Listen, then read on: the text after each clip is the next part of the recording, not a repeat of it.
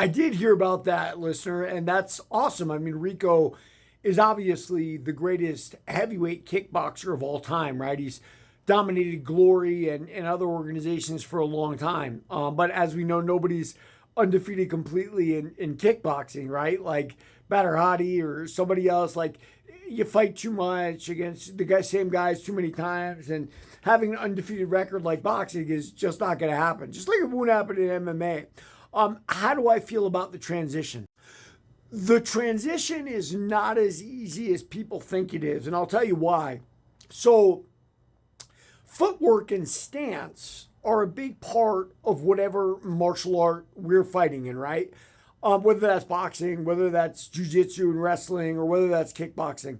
And the footwork differs extremely when you mix them all together because it doesn't take from just one of those arts, it takes from all of them, right? You bend over too much defending the double leg in wrestling, and guess what? Someone kicks or knees you in the head. You stand up too straight to check the leg kick, someone shoots a double and takes you down, right? Your legs are too split, boxer style, and someone leg kicks you to death. And the combinations like that go on and on. It's why there's no one MMA stance. Everybody gets their own stance because guess what? There's no stance that's static that is going to be acceptable, right? Like you're going to be vulnerable to something at all times. And what I can tell you can be very difficult. And it was for me, mainly because I didn't practice it, right? Like I was already a good striker and I wanted to stick with that. But like what it can be very difficult doing is practicing takedown defense when you're a kickboxer. Now, some of them obviously have got it right. Like the first guy who was able to do that was Chuck Liddell.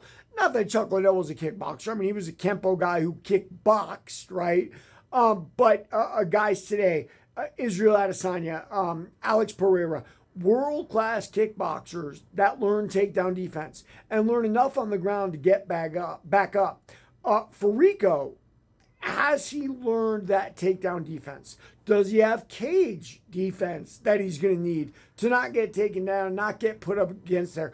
Those are all questions that we'll see early out of his UFC career.